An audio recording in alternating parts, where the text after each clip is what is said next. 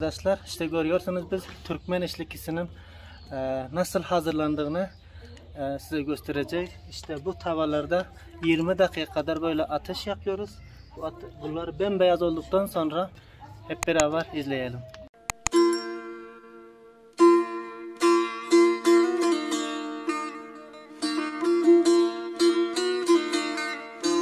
İşte böyle kaynıyor. Daha içinde onu hazırlıyoruz.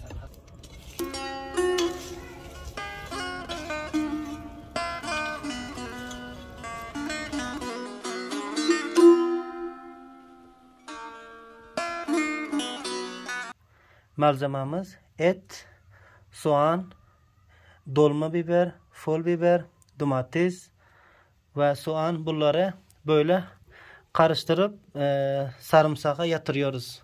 1 saat böyle. Bunları atıyoruz ama altı katı iyiliyor. Yenebiliyor işte bunlar. Evet, ikinci eşlikimiz de hazır arkadaşlar. Birazdan tava beyazlaşmaya bırakıldı. İkinci eşlik, birinci eşlikimiz zaten bekliyor odun altında. Bu da hazır. Şimdi bunu da bırakacağız biraz.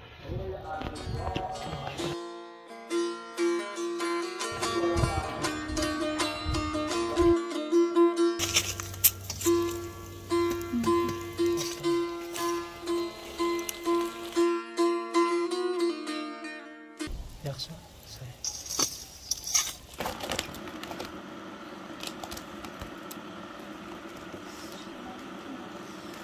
İşte Türkmen işlikimiz hazır arkadaşlar.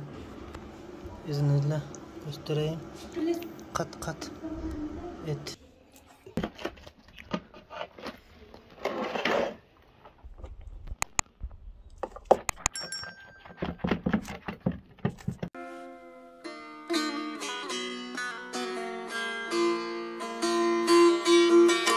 Evet arkadaşlar işte görüyorsunuz. Bunları da odunları, tavaları ısıtmak için hazırlıyoruz. Şimdi küçük yapmak gerekiyor. Yapalım ki iyi yansın. Hem de semaver yakmamız gerek. Çay içinde onu hazırlıyoruz arkadaşlar. Neymiş buralarda?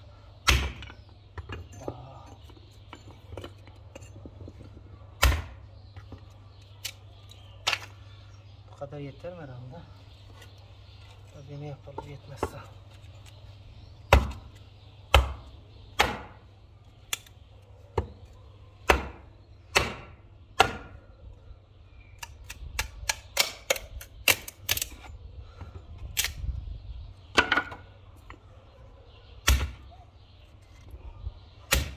Arkadaşlar işte görüyorsunuz biz Türkmen işlikisinin nasıl hazırlandığını size göstereceğiz. İşte bu tavalarda 20 dakika kadar böyle ateş yakıyoruz.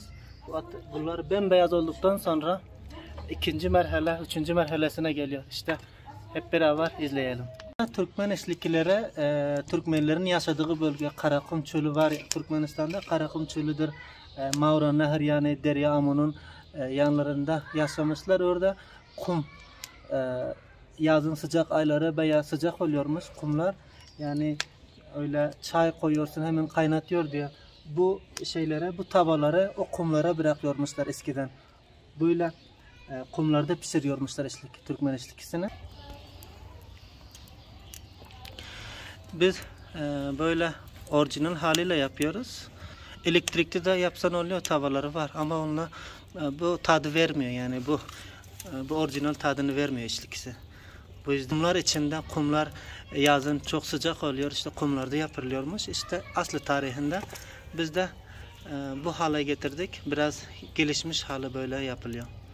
Türkmen işlikisini hazırlamak için bunlar taştan olan tavalar. Bakın bunlar taştan olmuş.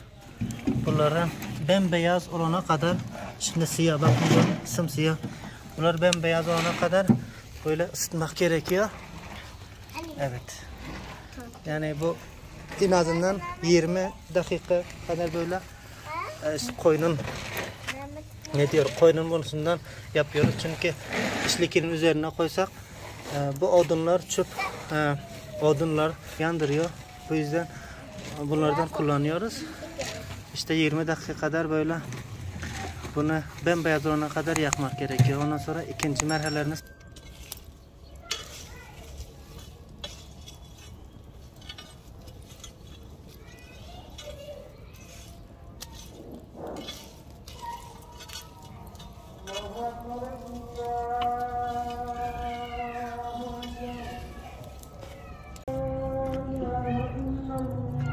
İşte bakın arkadaşlar, biraz bembeyaz oldu. İşte bu tam beyazlaşması lazım bu tavanın. Şimdi o kadar beyaz olmamış ama biraz beyaz olmuş alttan. Beyaz olması gerekiyor.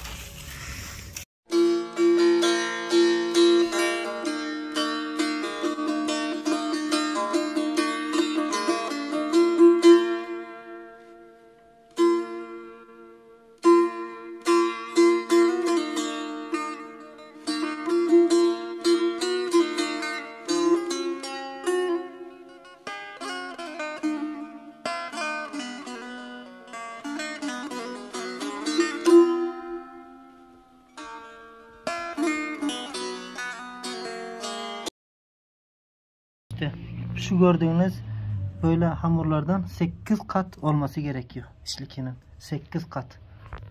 Bu hamurların şimdi sadece 8 kattan 2 katını yanıyor. Yani ateşe yanıyor. Kuyuyor yani.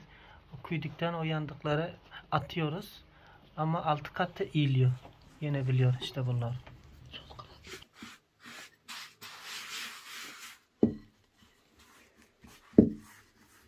Birinci katı biraz yağ döktük. İşte şu gördüğünüz böyle hamurlardan 8 kat olması gerekiyor işlikinin. 8 kat. Evet arkadaşlar, işte size Türkmenlerin geleneksel yemeği olan işlikiye nasıl yapılıyor size hazırlanmasını gösteriyoruz. İşte ilk önce et malzememiz, et, soğan, dolma biber, fol biber, domates ve soğan, bunları böyle karıştırıp sarımsağa yatırıyoruz. 1 saat en azından 15 dakika, yarım saat böyle sarımsakla yatırmak gerekiyor etin iyice pişmesi için. Sonra da ikinci aşamaya geliyoruz. İşte her bir işliki için en azından 1,5 kilo 2 kilo et, kırmızı et lazım oluyor. Kırmızı et de koyun eti olsa daha iyi. Üçüncü kattan sonra yine biraz yağ dökülüyor. 1-2 saat bekleyen et bu. Her işlikiye 2 kilo et gerekiyor. 2 kilo etle oluyor. Şimdi 4 kilo eti böyle sabahdan beri sarımsağa yaptık, yatırdık. Bu dörtlenci. Şimdi etleri bırakıyoruz. Sonra bismillah diye.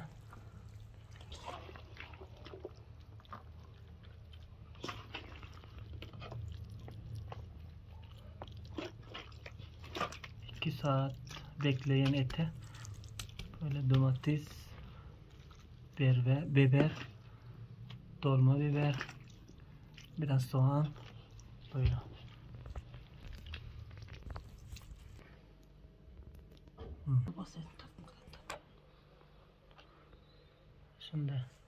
Şimdi 4 katlı etin üzerini kapatıyoruz. İşte bu gördüğünüz gibi. Bu hamurların şimdi sadece 8 kattan 2 katını yanıyor. Yani ateşe yanıyor. Kuyuyor yani. O kuyduktan o yandıkları atıyoruz. Ama 6 katı iyiliyor. Yenebiliyor işte bunlar. Et kapattık zaten. Etin kalın oluyor. Ateşi yakmasın diye. 8. kat işte böyle kapatıyor eti.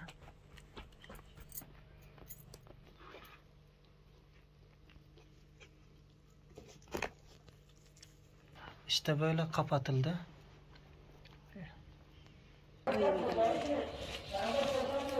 Evet, ikinci eşlikimiz de hazır arkadaşlar. Birazdan tava beyazlaşmaya bırakıldı. İkinci eşlik, birinci eşlikimiz zaten bekliyor odun altında. Bu da hazır. Şimdi bunu da bırakacağız birazdan. Ne gerek? Siz getirin.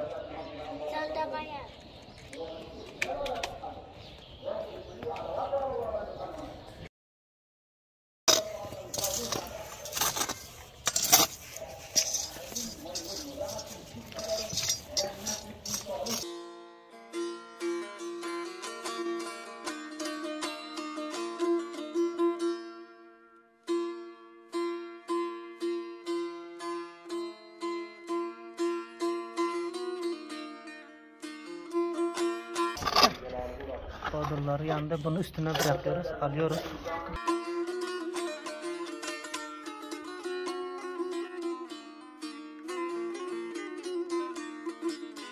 İşte tavaları bıraktık.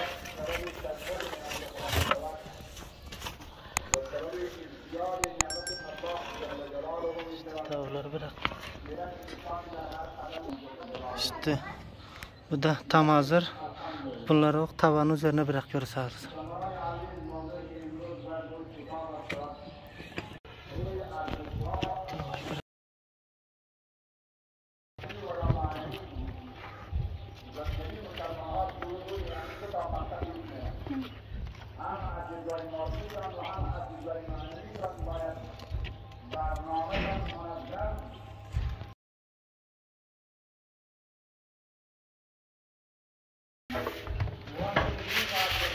Şimdi üstüne üzeri bırakıyoruz ki yanmasın diye. Şimdi üstünü kapattık. Evet arkadaşlar, yanmaması için işte yine kağıdı bırakıyoruz zaten.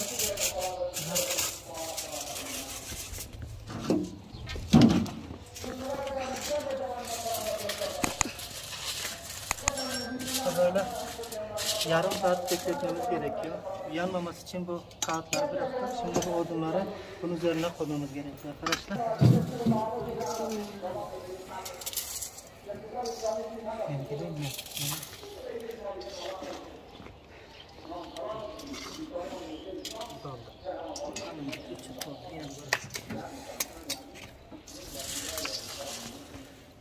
İşte böyle kaynıyor.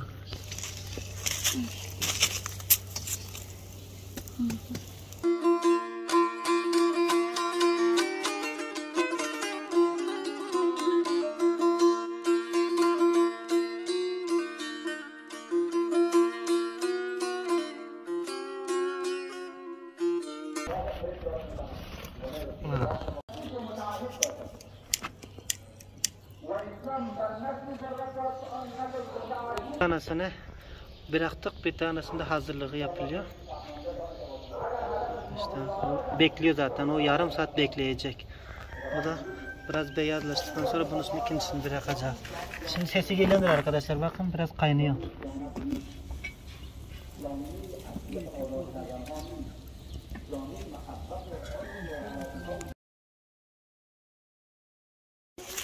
Bak. Bırak ini berkata kuruntu yang kini almasın.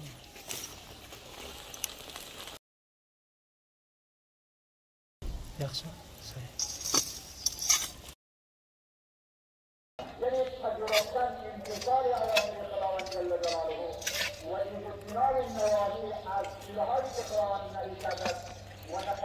Şimdi bunun üzerine odunları bıraktık. Tam yarım saat böyle beklemesi gerekiyor arkadaşlar. Tam yarım saat. Yarım saat bekleyecek. Yerleri pişmemiş. Yeniden biraz ot yakıyoruz üstün üzerine.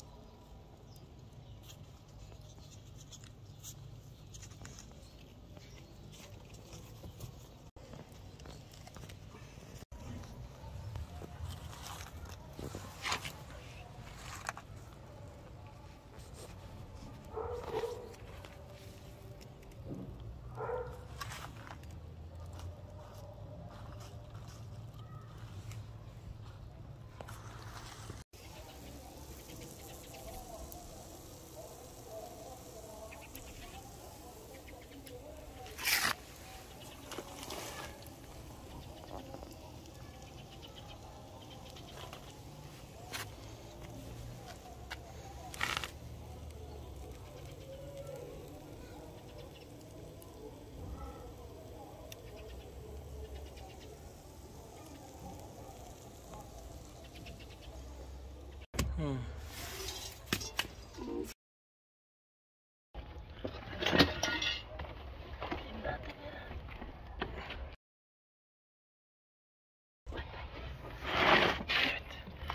Şimdi hazır.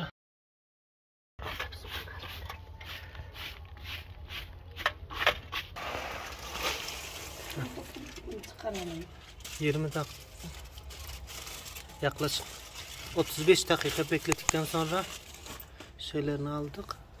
Bu da hazır oluyor. Birincisi hazır arkadaşlar işlikinin.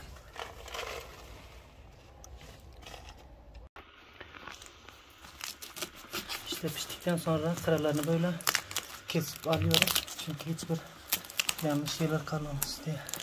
İşte bu gördüğünüz 2 kat hamuru böyle kesip dışarıya atıyoruz. İğneye. İşte birinci kat, ikinci katı. 8 kattan 6 kat iğneye katı dışarıya atıyoruz. İşte ikinci tarafı bu. Bunu da böyle atıyoruz dışarıya.